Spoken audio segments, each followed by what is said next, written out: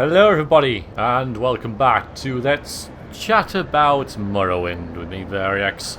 Here we have Karish, and yes, this is not where we ended the last video, but I decided to record this little bit of the video here, so we have something better to look at in general other than the Mages Guild in Alderaan.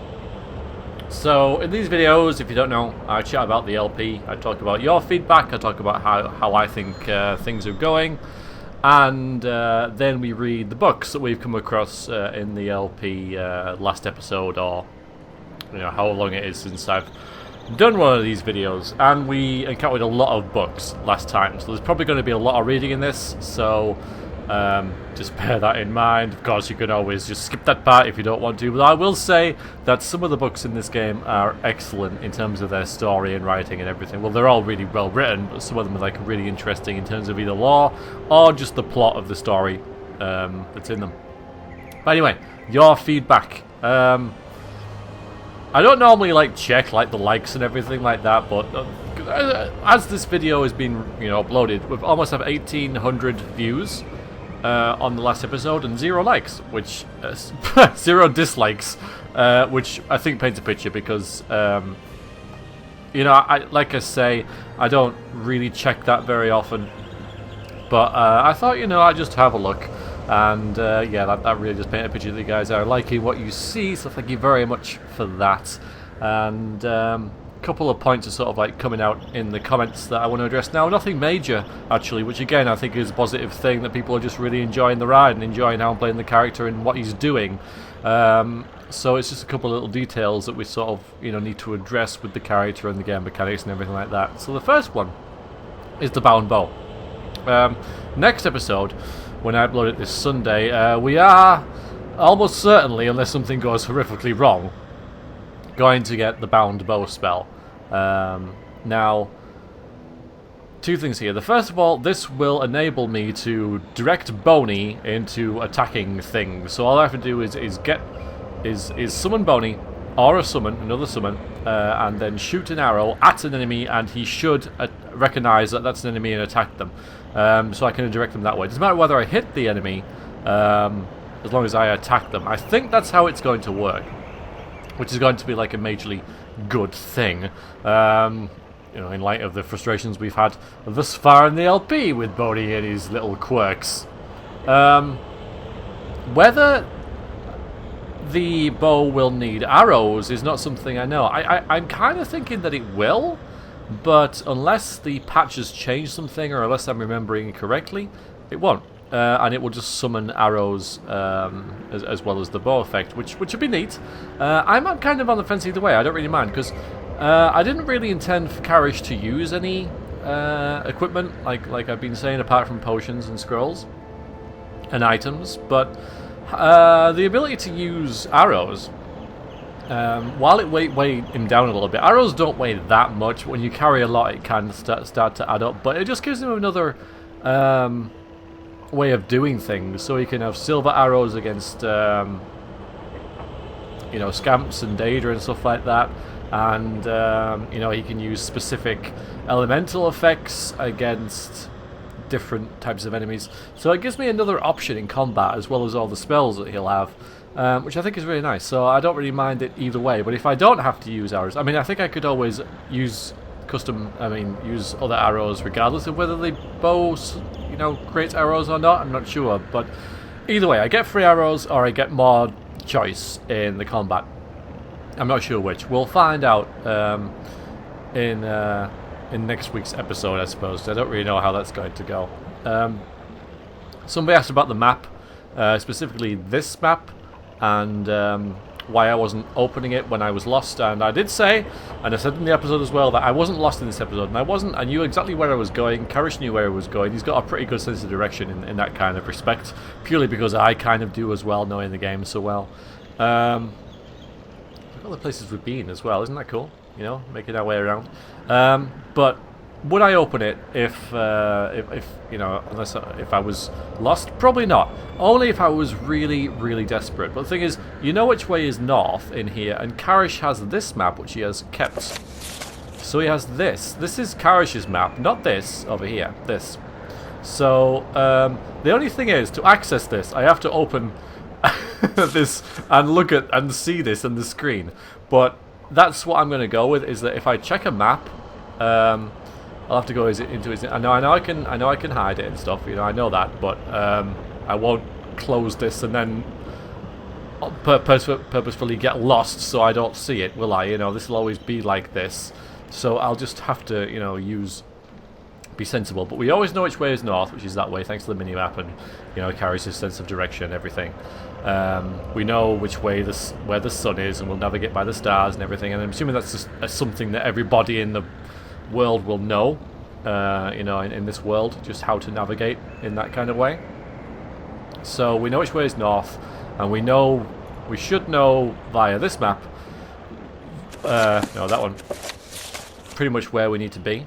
So from that, you know, that's what I'm going to go off. So I'm not going to use this as much as I can, but if I'm really desperate, I will. If I'm really, really desperate and we're lost, and, you know, I'm really looking for an issue, you know, really finding issues or something, then I will. The Ash Storm Freakout is the last thing I want to talk about. And, yeah, some of you really like that. And I must say, it's very, very, very rare for me to laugh at myself in a Let's Play. But as it was right at the end of the video, it was sort of fresh in my head. And I kind of wondered how that came across on the LP, because obviously wasn't planned. So I watched it back and I laughed hard. I did. I thought it was really funny. So hopefully you guys did too. Where he's suddenly caught in the ash storm, and yeah, he's choking to death. He doesn't want to breathe the air, and obviously it really doesn't suit at all. And HUD or no would not help him against the ash storm. So what should we do with ash storms? I think, because this is the next point, you know, there are points where we're going to have to expose ourselves to ash storms. You know, we're going to have to go out in them and all that kind of thing. Now, Karish is going to avoid this for as long as possible, of course, so this isn't really a pressing issue.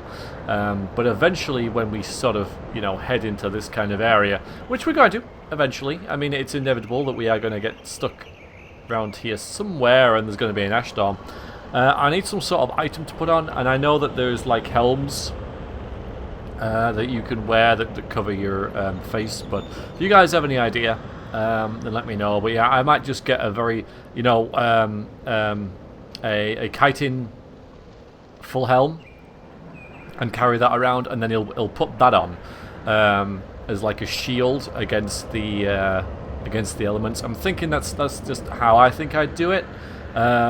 I know I could get a bound helmet, but that'll only last for a certain amount of time. I'll have to keep recasting it, and you know, while I don't want to use equipment, he still wears clothes, and that just seems like a really practical thing, because it simulates him, you know, putting this sort of like protective shield. Well, it is literally a protective shield or shell over his head to cover his eyes, cover his mouth, and everything, so that he can operate in those conditions. You won't like it, but that's just the way that I think I'm going to go, is to get a chitin helmet like that. I think they're the most, because they've got like the cloth front, I think, something like that anyway. The only thing is that was made of an animal, so maybe like, but everything is, you know, net leather and stuff like that. You might find it a bit icky, but at the same time you might not, because it's just like kind of usual, you know. Because I think the sort of even fur is made of animal, of course. So, but that's an open face. So I think like the chitin helm is better, and it doesn't look like a bug either. You know, those guys with bug helmets. He just wouldn't do that because that's just too weird. But you know, this has been formed out of parts of an animal, much like his boots. No, they might have leather soles and stuff. So, yeah, I don't think that really counts as an icky kind of thing. Alright, so that was sort of your thoughts anyway, and that sort of like melded into my thoughts with the Ash Storm way of doing things. A couple of you mentioned that I've got to do like buy some spells and all that kind of thing. Levitation came up. Yes, that would be very nice, but very expensive and really sapping on magicka, which is an issue. Don't forget, this isn't the Karish we know and love. This is an episode ago, so he has even less magicka than this. So yeah, restoring magicka. That's the big thing. Now I mention this quite a lot in these sort of videos. The praying at shrines will do this. 35 gold per shrine, which is still quite a lot. He's only got like 500 or so, and it's only a 25% chance of working, so that's an average of over 100 per magicka region, and I don't know how much magicka that's going to do. And again, I don't know if it's canon that he would know about that, but at the same time, how is he going to without actually doing it, you know? So I might sort of sort that out next episode. So he prays at the shrine, because there is one in Aldrun, in Aldrun Mages Guild. So he could go there, pray to stop disease, and then maybe get something out of that. I'm not really sure. So the plan for next week, anyway, our next episode, is to probably do that. Visit the shrine. I think it's probably a good time to do that, and go to Balmora, buy the bound spells, probably soul trap as well, because that'll be a good course of income, and then I can start making my own enchantments and everything, and then probably go back to South Morrowind and get and do something else, I suppose. Maybe visit Mistress Thorena. I'm not quite sure. I kind of just wing it a lot of the time. Honestly, I don't have a plan when I start. No, I like a vague aim, I suppose. Like, I'm going to go, like this was, I'm going to try and get to Nisus, and whatever happens in the meantime happens. Because I don't want to have this, I want to do this episode type thing, because I might overlook things, rush things, and try and push things on to try and get to this arbitrary aim that I set myself. So Karish is going to do this quest now, is what I tend to think, and then we just where it goes from there. So yeah, that's that. Also, obviously by now, but I'm going to keep saying it, and I hope you guys really appreciate that. I'm very grateful to your attention in Karish's adventures. You're making it this far, so I reckon this is like the core audience now. Especially, you will watch this video as well. You guys are the hardcore of this LP. So, give yourself a pat on the back if you like. If this was Twitch, you'd have your own emoji. I really appreciate you guys, your attention in this, and your support, and your affection for this character, who is a bit odd. I really like playing him, I have to say. The last episode with the combat, the way all the combat went, was exactly what I wanted, in terms of him sort of like ducking and diving and being completely unathletic, and yet somehow managing to get out of their way and having the summon do the work for him, which is exactly what he wants. Obviously you guys liked it as well, 0 dislikes, so very positive. So again, thank you very much, and long may it continue. We're just starting, 10 hours in pretty much, and we're just starting. Alright, so what I'm going to do now is I'm going to load the game, and we shall be in this Telvanni tower over there. I shall get a drink to wet my whistle, and there'll be a lot of jump cuts between books, because I'll do one, then stop, do another, and stop, so hopefully I can not mess up too much when reading.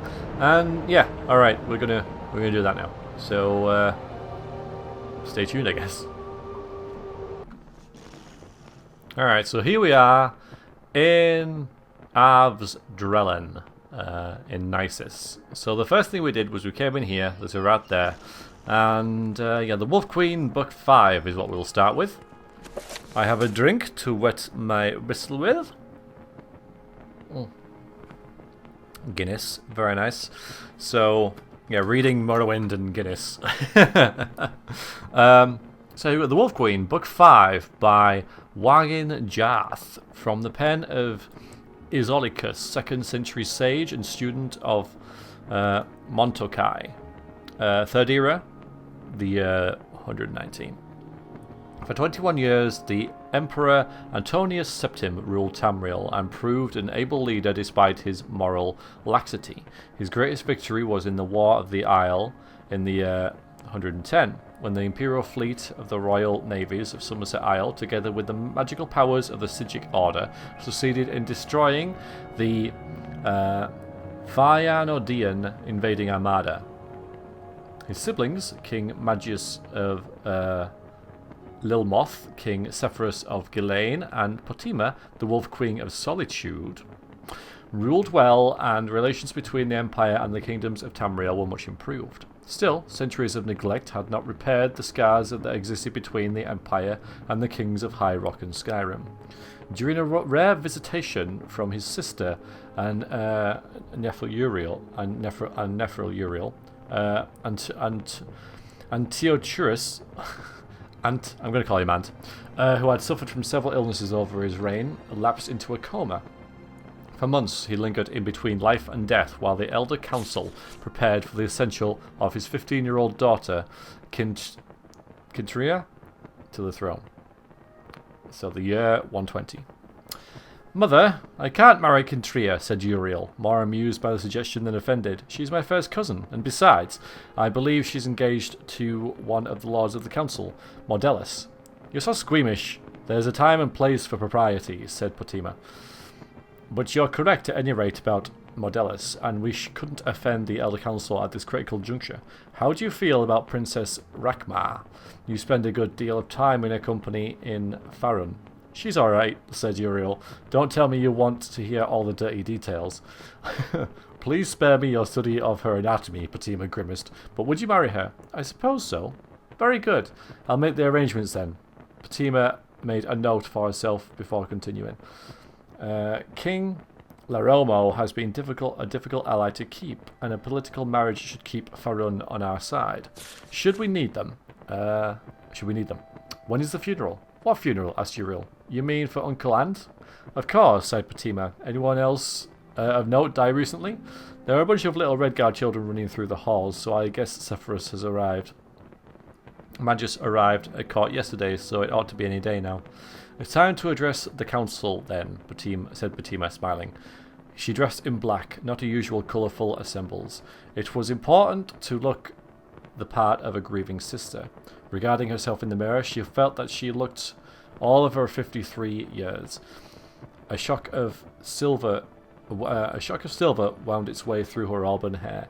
The long, cold, dry winters in northern Skyrim had created a map of wrinkles, thin as a spiderweb, all across her face. Still, she knew that when she smiled, she could win hearts, and when she frowned, she could inspire fear. It was enough for her purposes. Potima's speech to the Elder Council is perhaps helpful to students of public speaking. Here we go. Because this increased our... what did it increase? Persuasion, that's what I'll do. She began with flattery and self-abasement. My most august and wise friends, members of the Elder Council, I am but a provincial queen, and can only assume to bring to issue what you yourself must have already pondered. She continued on to praise the late emperor, who had been a popular ruler despite his flaws. He was a true Septim and a great warrior, destroying, with your counsel, the near-invincible armada of Fëanorian. But little time was wasted before she came to a point. The Empress Gisela unfortunately did nothing to temper my brother's lustful spirits. In point of fact, no whore in the slums of the city spread out on more beds than she. Had she attended to her duties in the Imperial bedchamber more faithfully, we would have a true heir to the Empire, not the half-wit milksop bastards who call themselves the Emperor's children. The girl called Kintria is popularly believed to be the daughter of Gisela and the captain of the guard. It may be that she is the daughter of Gisela and the boy who cleans the cistern. We can never know for certain.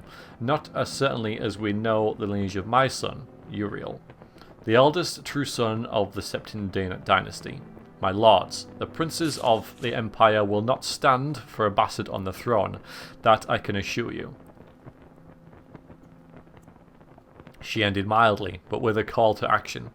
Posterity will judge you. You know what must be done. That evening, Potima entertained her brothers and their wives in the map room, a favourite of the imperial dining chambers. The walls were splashed with bright, if fading, representations of the empire and all the known lands beyond. Atmora, Yok Unda, Akavir, Fyandonia, Thrace. Overhead, the grass dome's ceiling, wet with rain, displayed distorted images of the stars overhead. Lightning flashed every other minute, casting strange phantom shadows on the walls. "When will you speak to the council?" asked Fatima as dinner was served. "I don't know if I will," said Magnus. "I don't believe I have anything to say. I'll speak to them when they announce the coronation of Crintria," said Severus, merely as a formality to show my support and the support of Hammerfall. "You can speak for all of Hammerfell?" asked Pontia with a teasing smile. "The Red Guards must love you very much." "We have a unique relationship with the Empire of Hammerfell," said Severus's wife, Bikini. Since the Treaty of Stros Mackay, it has been understood that we are part of the Empire, but not a subject. "I understand you've already spoken to the council," said Magnus's wife, Helena, pointedly. She was a diplomat by nature, but as a Sideric ruler of an Argonian kingdom, she knew how to recognize and confront adversity. "Yes, I have," said Potima, pausing to savour a slice of braised Jalfbird? I gave them a short speech about the coronation this afternoon. "Our sister is an excellent public speaker," said Severus. "You're too kind," said Potima, laughing. "I do many things better than speaking." "Such as?" said Bayakini. Bainki. I just see bikini. Bainki, smiling. "Might I ask what you said in your speech?" asked Magnus suspiciously. There was a knock on the chamber door. The head steward whispered something to Potima, who smiled in response and rose from the table. "I told the council that I would give my full support to the coronation, provided they proceed with wisdom. What could be sinister about that?" Potima said, and took her glass of wine with her to the door. "If you'll pardon me, my niece Kintria wishes to have a word with me." Kintria stood in the hall with the Imperial Guard. She was but a child, but on reflection, Potima realised that at her age she was already married 2 years to Manticaro. There was a similarity, to be certain. Potima could see Kintria was the young queen, with dark eyes and pallid skin smooth and resolute like marble. Anger flashed momentarily in Kintria's eyes at seeing her aunt, but emotion left her, replaced with a calm imperial presence. "Queen Potima," she said sincerely, "I've been informed that my coronation will take place in 2 days' time. Your presence at the ceremony will not be welcome. I have already given orders for your servants to have your belongings packed, and escort will be accompanying you back to your kingdom tonight. That is all. Goodbye, aunt." Potima began to reply, but Kintria and her guard turned and moved back down the corridor of the stateroom. The Wolf Queen watched them go and re-entered the map room. "Sister-in-law," said Potima, addressing Bianchi with deep malevolence, "you asked what I do better than speaking. The answer is war." Woof, Potima. Alright, let's... Actually, there might be... No, there won't be enemies in the way, will there? Did I get the key there? Yeah, we'll just have a little wander up. I know there's no gameplay in these episodes, but I lied. Yes, watch this. There you see. Action. Excitement. Suspense. Yeah, we're going to head up here. And then there's, what, about 8 books up here? About. Quite a few. The only thing is, I'm going to have these noises all the time. I think. I'm not sure if the game pauses when you read a book. I think actually it does. Hello.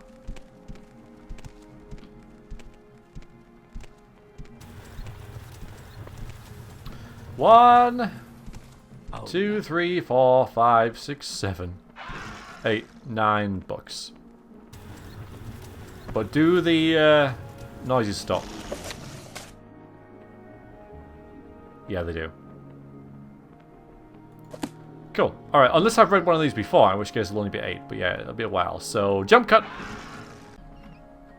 That wasn't so bad, was it? Okay. Reflections on cult worship in the Empire. From correspondence of Suseus Pelkea, imperial trader writing from the Voss Trade House in Barnabel District, province of Morrowind. I have noted that the Heartlanders, like myself, and assimilated imperial citizens of other races, tend to impersonal and formal relationships with their gods and spirits. For us, cults are first and foremost social and economic organizations. We typically think of the eight divines in the most abstract terms, as powerful but indifferent spirits to be propitiated, and do not think of their relationships as personal. Notable exceptions include the minor charismatic subcults of Akatosh and Dabella. The imperial cult of Tiber Septim also has a significant charismatic subcult. With the exception of the Elysian Order, which Heartlanders regard as a dark age, religious cults have played only a minor part in Heartlander and imperial history. The Septim emperors have made it a policy to limit the influence of cult authorities in aristocratic, military, and bureaucratic affairs. Cult worship is regarded as a private and practical matter, and public pronouncements by religious figures are not welcomed. Nordic hero cults provide a strong countercurrent to the dominant secularization of the empire. The imperial cult of Tiber Septim is just a hero cult, and among the military, provincial colonists, and recently assimilated foreigners, the cult is particularly strong and personal. The Tribunal Temple in Morrowind and its predecessor, House Ancestor cults, are, by contrast with imperial cults, extremely intimate and personal. In ancestor cults, the worshipper has a direct relationship with the blood family ancestor spirits, and the temple cultist's relationship with the tribunal is a relationship with a living, breathing god who walks the earth, speaks in person with priests and cultists, and whose daily actions are prescribed models for the daily actions of their followers. The differences in religious temperament between Heartlanders and Morrowind Dunmer accounts in large part for the inconsistent practical and social misunderstanding between the two cultures. Heartlanders do not consider cult affairs as serious matters, where the Dunmer consider cult affairs, and in particular ancestral spirit veneration, to be very serious matters indeed. Heartlanders are casual and tolerant in religious matters. Dunmer are passionate and extremely intolerant. Heartlanders do not speak with their gods and do not think of their actions as under constant view and judgment by their gods. The Dunmer feel that all they think and do is under the ever-watchful eye of their tribunal and family ancestor spirits. So yes, quite a difference. Okay, what's next? Thank you, I am. I always have a bit of a skip through, just in, I don't know why it'd make any difference. 2920, the last year of the first era, by Karlovac Townway. Third of Raid's Hands, 2920, Cold Harbour, Oblivion. Never heard of it. Sother Sill proceeded as quickly as he could through the blackened halls of the palace, half submerged in brackish water. All around him, ghastly, gelatinous creatures scurried into the reeds. Bursts of white fire lit up the upper arches of the hall before disappearing, and smells assaulted him. Rancid death one moment, sweet, flowered perfume the next. Several times he had visited the Daedra princes in their oblivion, but every time something different awaited him. He knew his purpose and refused to be distracted. 8 of the more prominent Daedra princes were awaiting him in the half-melted domed room. Azura, Prince of Dusk and Dawn. Boethia, Prince of Plots. Herma, Mora, Daedra of Knowledge. Hircine, the Hunter. Malakath, God of Curses. Mehrunes Dagon, Prince of Disaster. Molag Bal, Prince of Rage. Sheogorath, the Mad One. Above them, the sky cast tormented shadows upon the meeting. Alright, so this was third, this is the 5th. And then now we're at the Isle of Atreum, Somerset. Sother Sill's voice cried out, echoing from the cave, "Move the rock!" Immediately the initiates obeyed, rolling aside the great boulder that blocked the entrance to the dreaming cavern. Sother Sill emerged, his face smeared with ash, wary. He felt that he had been away for months, years, but only a few days had transpired. Lilatha took his arm to help him walk, but he refused to help with a kind smile and a shake of his head. "Were you successful?" she asked. The Daedra princes I spoke with have agreed to our terms, he said flatly. Disasters such as befell Gilverdale should be averted. Only through certain intermediaries, such as witches and sorceries, will they answer the call of man and mare. What did you promise them in return? Asked the Nord by Weleg. The deals we make with Daedra, said Sotherstill, continuing on to Iash. Oh, we've seen this word before. Iashasi's palace to meet with the master of the Sigic order should not be discussed with the innocent. 3 days later. A storm belittled the windows of the prince's bedchamber, bringing the smell of moist air to mix with the senses filled with burning incense and herbs. A letter has arrived from the Empress, your mother, said the courier, anxiously inquiring after your health. What frightened parents I have, laughed Prince Juliek from his bed. It is only natural for a mother to worry, said Savirian Chorak, the potentate's son. There is everything unnatural about my family, Akavir. My exiled mother fears that my father will imagine me of being a traitor, covetous to the crown, and is having me poisoned. The prince sank back in his pillow, annoyed. The Emperor has insisted on me having a taster for all my meals as he does. There are many plots, agreed Akavir. You have been abed for nearly 3 weeks, with every healer in the Empire shuffling through like a slow ballroom dance. At least all can see that you're getting stronger. Strong enough to lead the vanguard against Morrowind soon, I hope, said Juliek. Okay, we're on the 11th now. The initiates stood quietly in a row along the Arbor Logia, watching the long, deep marble-lined trench ahead of them flash with fire. The air above it vibrated with the waves of heat. Though each student kept his or her face sturdy and emotionless, as a true Sigic would, their terror was nearly as palpable as the heat. Sothersill closed his eyes and uttered a charm of fire resistance. Slowly he walked across the basin of leaping flames, climbing to the other side unscathed. Not even his white robe has been burned. The charm is intensified by your energy you bring to it, by your own skills, just as all spells are, he said. Your imagination and your willpower are the keys. There is no need for a spell to give you a resistance to air or a resistance to flowers, and after you cast the charm, you must forget there is even a need for a spell to give you resistance to fire. Do not confuse what I am saying. Resistance is not about ignoring the fire's reality. You will feel the substance of flame, the texture of it, its hunger, and even the heat of it, but you will know that it will not hurt or injure you.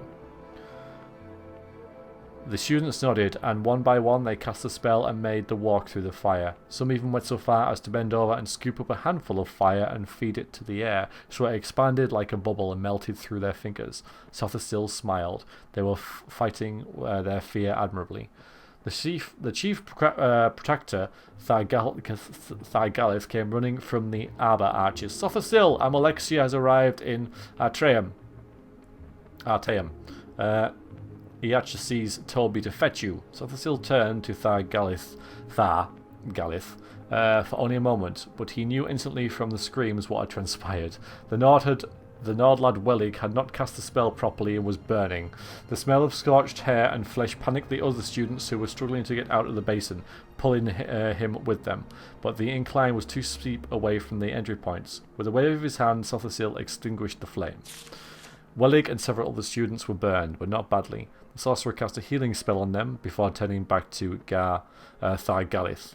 I'll be with you in a moment, and give Amalexia the time to shake the road dust from her train. Sothersill turned back to the students, his voice flat. Fear does not break spells, but doubt and incompetence are the greatest enemies of any spellcaster. Master Welig, you will pack your bags. I arrange for a boat to take you to the mainland tomorrow morning. The sorcerer found Amalexia, and I always have trouble with this one because there's too many. I don't know what's wrong with it, but yeah, Iach sees in the study, drinking hot tea and laughing. She was more beautiful than he had remembered, though he had never before seen her so dishevelled, wrapped in a blanket, dangling her damp long back tresses before the fire to dry. At Sothersill's approach, she leapt to her feet and embraced him. Did you swim all the way from Morrowind? He smiled. It's pouring rain from Skywatch down to the coast, she explained, returning his smile. Only half a league away, and it never rains here, said Iachases proudly. Of course, I sometimes miss the excitement of Somerset, and sometimes even the mainland itself. Still, I'm not always very impressed by anyone out there who gets anything accomplished. It's a world of distractions. Still, I'm always impressed by anyone out there who gets anything accomplished. It's a world of distractions. Speaking of distractions, what is all this I hear about a war? You mean the one that's been bloodying the continent for almost 80 years, Master? Said Sothersills, amused. I suppose that's the one I mean, said Iachises with a shrug of his shoulders. How is that war going? We will lose it unless I can convince Sothersill to leave Atreum. Ooh, said Amalexia, losing her smile.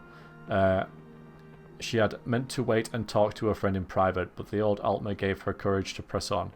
We have had visions, and I have had visions, and I know it to be true. Sothersill was silent for a moment, and then looked at Iachises. We must return to Morrowind. Knowing you, I must return to Morrowind. Knowing you, if you must do something, you will, sighed the old master. The Sigid's way is not to be distracted. Wars are fought, empires rise and fall. You must go, and so must we. What do you mean, Iachises? You're leaving the island? No, the island will be leaving the sea, said Iachises, his voice taking on a dreamy quality. In a few years, the mist will move over Atreum, and we will be gone. We are counsellors by nature, and there are too many counsellors in Tamriel as it is. No. We will go and return when the land needs us again, perhaps in another age. The old Altmer struggles to his feet and drained the last sip of his drink before leaving Sothersill and Amalexia alone. Don't miss the last boat. The year continues in the second seed. Okay. Wow. All the stuff about the Sigic Order and that thing is really interesting, you know, due to the whole Skyrim angle that had on it, you know. With the Mage's Guild quest there. Anyways. The Dragon Break Re-Examined by Fal Droon. The late Third Era was a period of remarkable religious ferment and creativity. The upheavals of the reign of Uriel VII were only the outward signs of the historical forces that would eventually lead the fall of the Septim dynasty. The so-called Dragon Beak was first proposed at this time by a wide variety of cults and fringe sects across the Empire, connected only by a common obsession with the events surrounding Tiber Septim's rise to power, the founding myth, if you will, of the Septim dynasty. The basis of the Dragon Beak doctrine is now known to be a rather prosaic error in the timeline printed in the otherwise authoritative encyclopedia Tamrelica. First published in the Third Era 12 during the...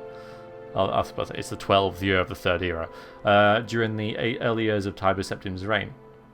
At that time, the archives of Alienor were still inaccessible to human scholars, and the extent of records from the Elysian period were extremely fragmentary.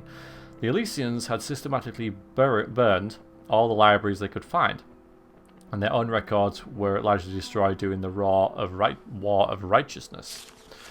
The author of the Encyclopedia Tamrelica was apparently unfamiliar with the Elysian year, which their priesthood used to record all dates. We now know this refers to the length of the long vision trances undertaken by the high priestesses, which might last anywhere from a few weeks to several months.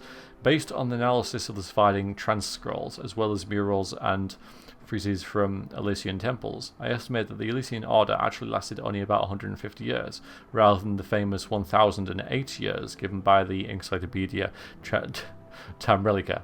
The mystery of the millennial plus rule of the Elysians was accepted but unexplained until the spread of the Lorcan cults in the late Third Era, when the doctrine of the Dragon Beak took hold. Because this dating and explanation was so widely held at the time, and then repeated by historians down through today, it has come to have the force of tradition.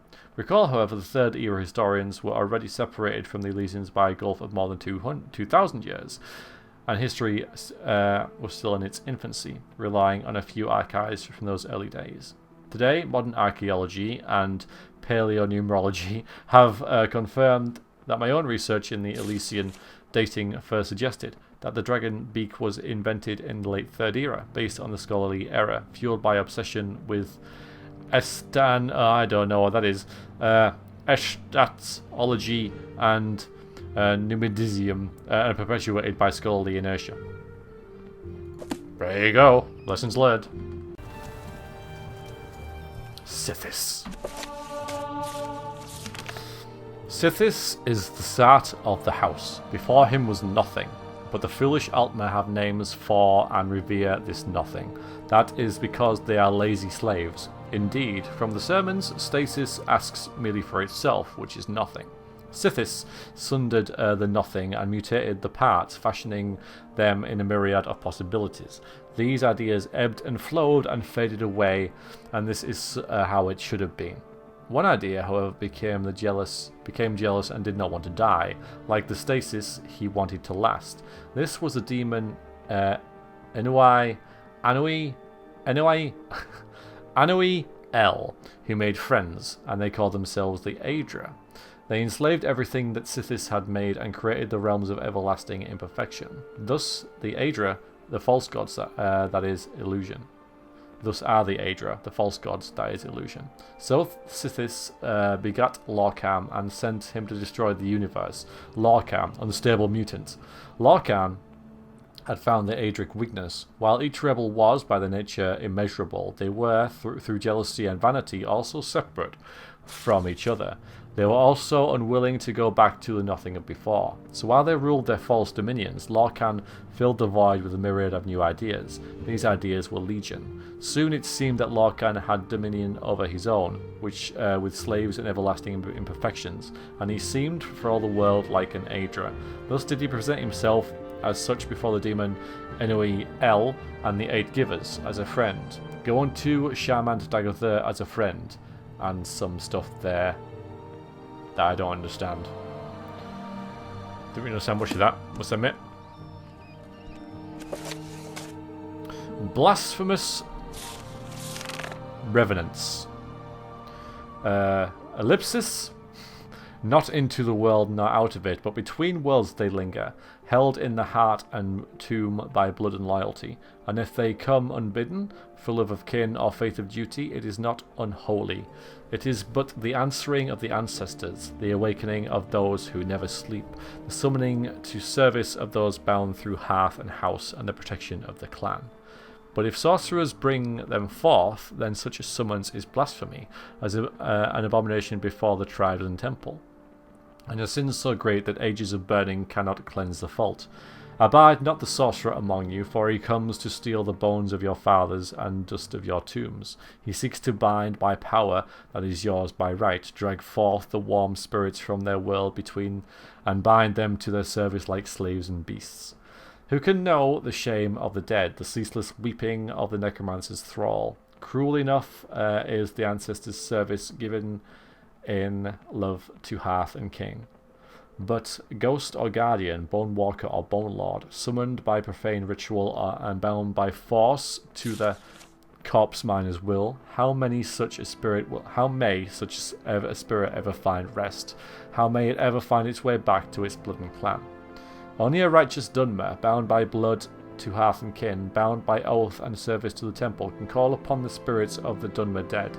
Those foreign sorcerers of other races that invade our shores shall they be permitted to rob our tombs, to bind our kin spirits to sorcerer's slavery, to steal the lives of our dead as well as the lives of our living?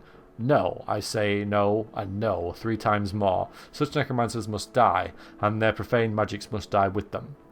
And shall we tolerate the hidden hosts of the undead, the arrogant princes of necromancers, the ancient vampire demons who creep from their lairs in the west, seeking refuge in the profane Daedric shrines, abandoned Dunmer strongholds and corrupted subterranean labyrinths of the digested Doomer race? Detested, not digested. Dwemer, not Doomer. For ages, the great houses and the temple have kept our land clean of the vampire's taint, but now these undead lords and their vile cattle have returned. These vampires must die, their corrupt cattle with them, and their blood taint must forever be erased by fire and stake. Well, yeah.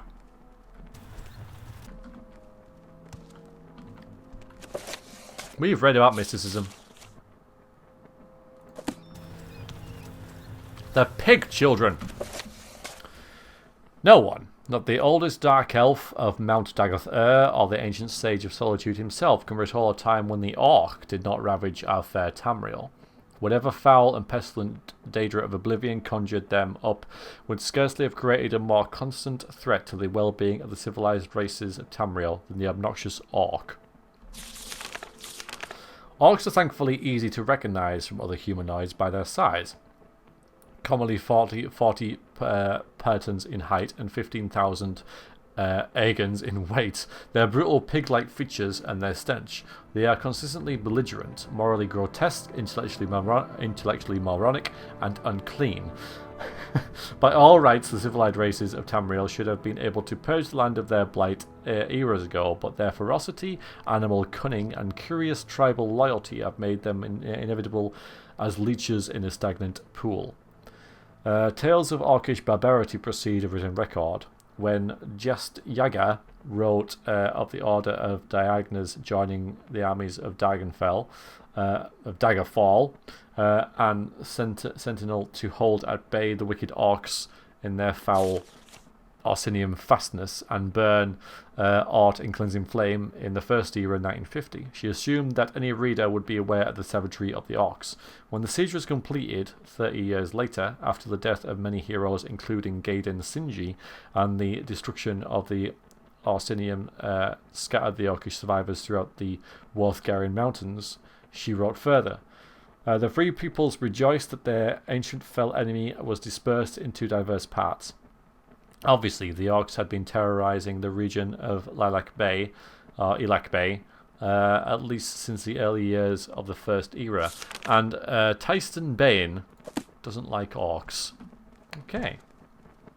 The Book of Dawn and Dust. The Book of Dawn and Dust is a collection of sayings and aphorisms attributed variously to the tribunals and their saints and servants. Many of these sayings have become common cliches in every day life in Morrowind. The following section of slogans will illustrate many of the simplest notions of the tribunal faithful. Okay. So, speak none, but good of the gods.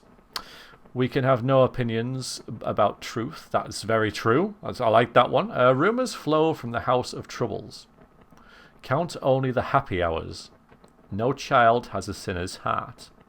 Let faith be your only law. Fear of the fool is the beginning of wisdom. Yeah. A Sam's CV every hour.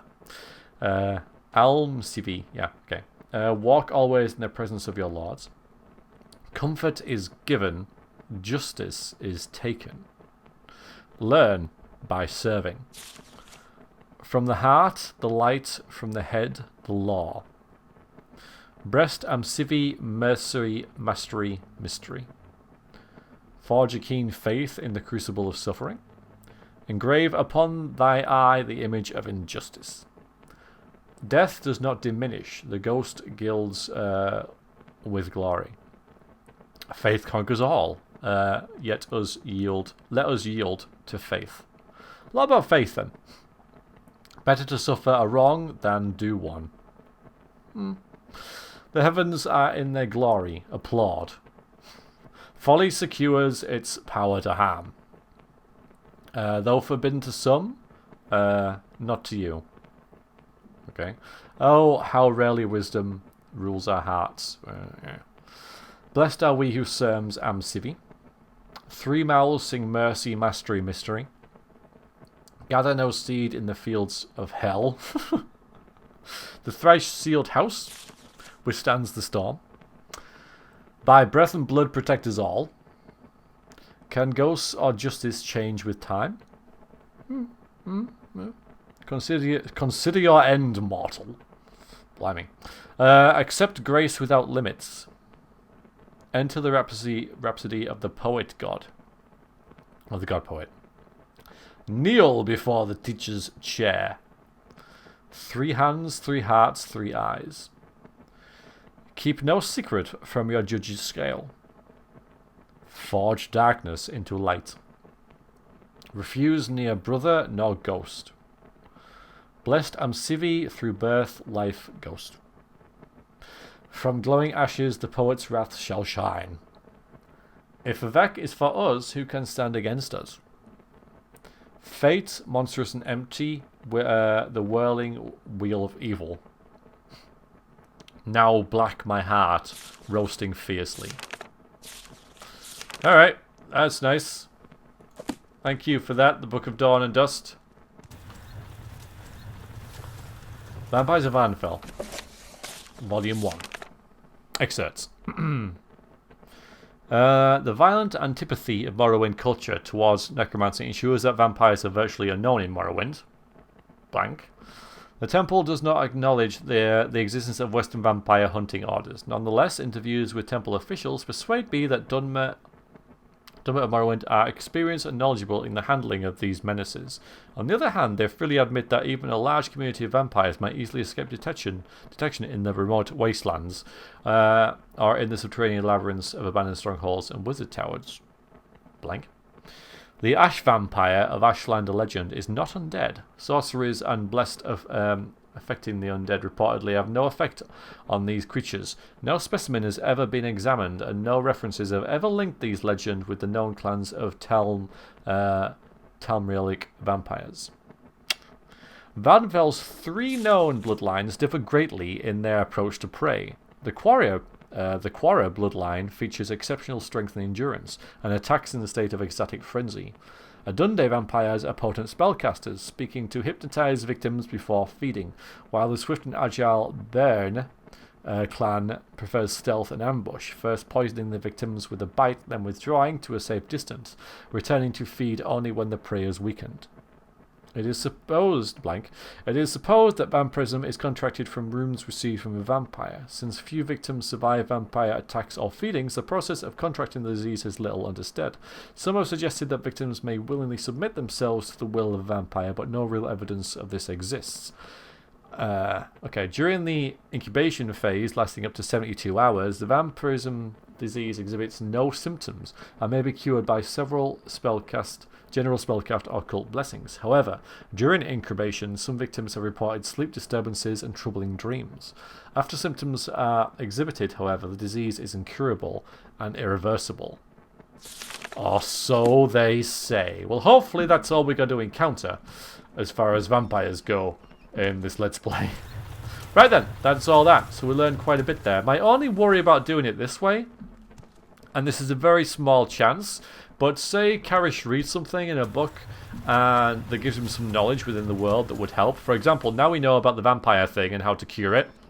In sort of a canon way, as opposed to just knowing it through game mechanics.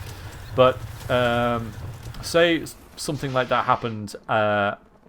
So I read a book at the start of an episode, and then we play the episode, and then I go and read the book, and something I learned in the book would have changed the way that I reacted, in the Let's Play, due to Karish learning something that maybe I didn't know or he didn't know.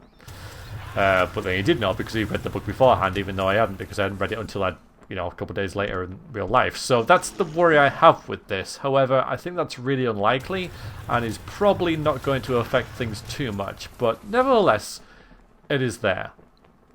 Right, I am going to go. I shall hopefully see you this Sunday with some more Morrowind.